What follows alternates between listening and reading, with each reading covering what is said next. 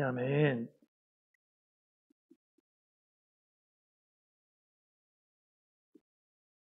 예.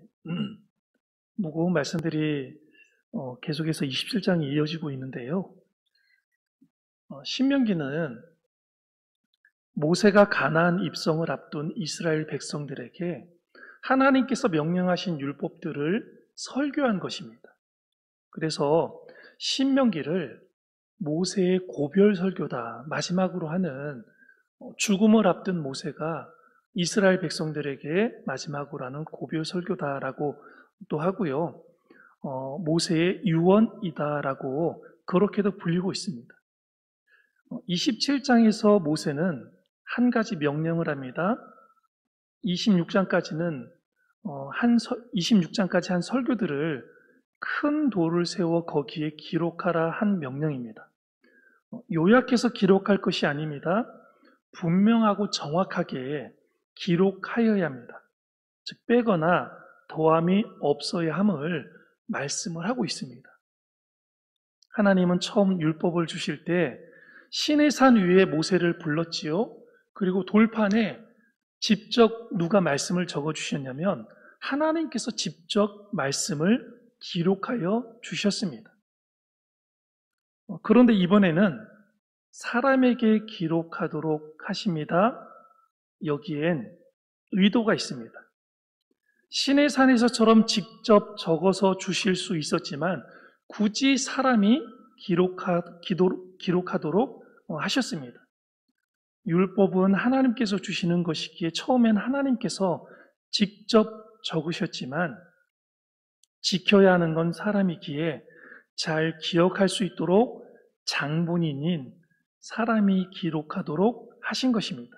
그래서 사람들은 그것을 기록하면서 자신의 것으로 받아들일 수 있었을 것입니다. 율법을 적는 곳이 돌판인데에도 이유가 있습니다. 돌은 비바람에도 쉬 부서지지 않고 세월이 오래 흘러도 잘 보존할 수 있는 것이 바로 돌입니다. 변함없으신 하나님의 성품이 잘 표현될 수 있기도 하고요. 사람들이 오래 기억하면서 지킬 수 있도록 하기 위해서입니다. 율법은 한 세대에만 준 것이 아니라 대대로 물려주어 지키게 해야 하기 때문입니다. 그래서 아브라함의 후손은 대대로 영원히 이어질 것이기 때문에 그 율법의 말씀도 오래도록 이어질 수 있도록 돌에다 새기다라고 그렇게 명령을 하셨습니다. 하지만 돌이 아무리 단단하다 해도 돌이 영원할 수 있습니까? 돌은 영원할 수 없습니다. 당시로서는 돌만한 것이 없었지만 돌도 언젠가는 부서지고 훼손이 될 수 있다는 사실이지요. 그러니 우리는 돌판이 아니라 다른 곳에도 하나님의 말씀을 기록을 해야 됩니다. 어디다 기록을 해야 되느냐? 돌처럼 단단하고 돌처럼 오래가는 다른 것이 또 있느냐? 있지요. 돌 외에 꼭 다른 곳에 기록을 해야 되는데 그것이 바로 어디입니까? 우리의 마음에 새겨야 된다라는 말씀입니다. 우리의 마음판에 새겨야 된다라는 말씀입니다. 큰 돌에 새긴 율법은 크고 무겁습니다.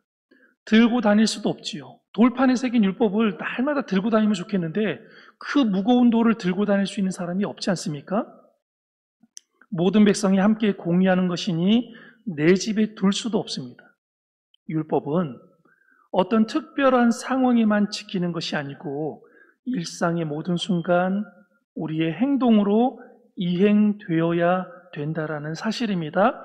그러니 항상 간직하여 언제라도 꺼내보아서 그 율법을 기억하고 지킬 수 있도록 어디에 새겨야 되냐면 우리의 마음판에 새겨야 된다라는 말씀입니다. 이 명령과 함께 하나님은 또 한 가지 특별한 명령을 하십니다. 12지파를 6지파씩 반으로 나누어 각각 그리심산과 에발산에 서게 합니다.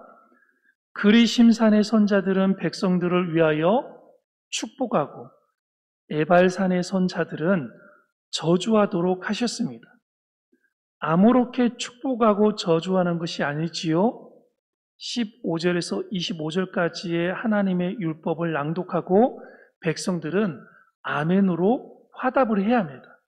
레위 사람이 무엇을 한 자는 저주를 받을 것이라 라고 선포하면 모든 백성은 무엇이라고 대답해야 됩니까? 아멘하고 대답을 해야 됩니다. 반드시 아멘하고 대답을 해야 됩니다. 아멘한 백성들은 그 순종 여부에 따라 축복을 받게 되기도 하고요. 때로는 저주를 받게 되기도 합니다. 율법의 내용들은 다음과 같습니다.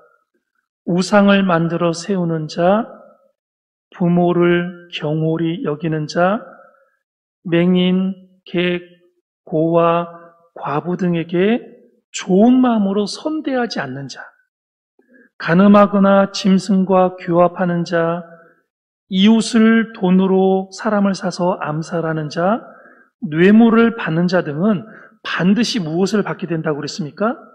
저주를 받게 될 것이다라고 말씀을 해주고 계십니다. 이렇듯 하나님의 율법으로 인하여 사람은 축복을 받기도 하고 저주를 받기도 합니다.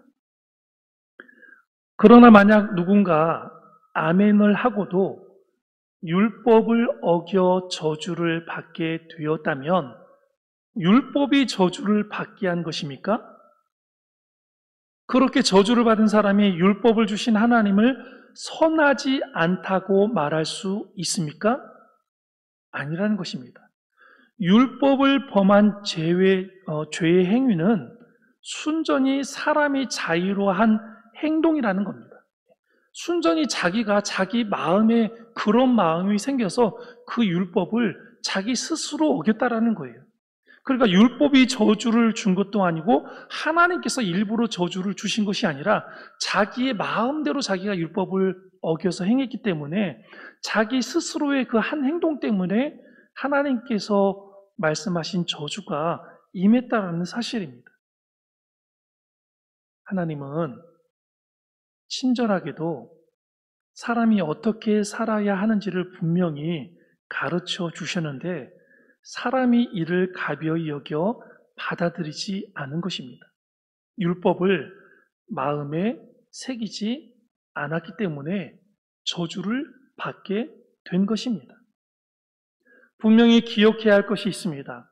하나님께서 에발산에 서서 저주하도록 명령하셨다고 해서 사람이 저주를 받는 것이 하나님의 뜻은 아니라는 사실입니다. 모든 법에는 징벌이 존재합니다. 징벌은 죄된 행위에 대한 대가로서 주어지기는 하지만 또 다른 목적이 있습니다. 왜 징벌을 만들어 놓았느냐? 죄 짓지 않게 하려는 것입니다.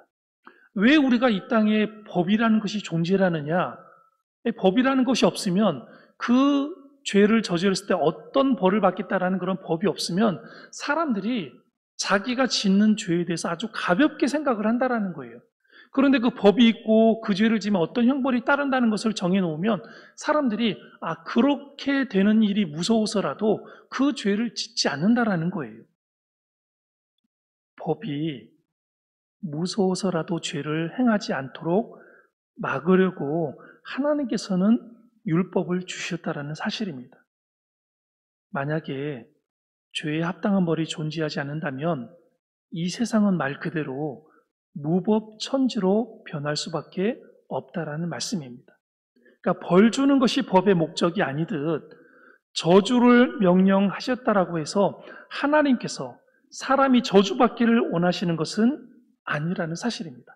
왜 하나님께서는 이렇게 저주를 내리겠다라고 말씀을 하시고 왜 아멘 아멘 하게 하셨을까라고 생각해 본다면 하나님의 본뜻이 아니라는 거예요. 그렇게 저주를 말씀하신 이유는 그런 일을 행하지 말아라. 그것은 정말 옳은 일이 아니다라고 가르쳐주기 위함이라는 사실입니다. 법의 내용을 보면 우리는 잘 알 수 있습니다. 부모를 공경하고 약한 자들을 선대하고 이웃을 간음하거나 살인하지 않아야 한다는 이런 내용들을 우리가 한번 살펴보면 모두 사람을 위하여 주신 그런 율법입니다. 법을 지킴으로 이롭게 되는 대상이 바로 다른 것이 아니라 우리와 함께 살아가는 사람들입니다. 그러니까 이런 법들을 지키면은 나만 좋은 것이 아니라 내 주변에 있는 모든 사람들이 다 행복하고 잘 살고 그리고 서로를 위해주는 아름답고 복된 그런 하나님이 원하시는 그런 나라가 된다라는 사실입니다. 하나님은 모든 사람이 차별당하지 않는 평화로운 세상, 즉 하나님의 나라를 만들기 위한 장치로서 저주를 명령하신 것입니다. 하나님의 법을 사랑하고 지키는 의인들은 이 율법들을 지킴으로 축복을 받게 될 것이라는 사실입니다.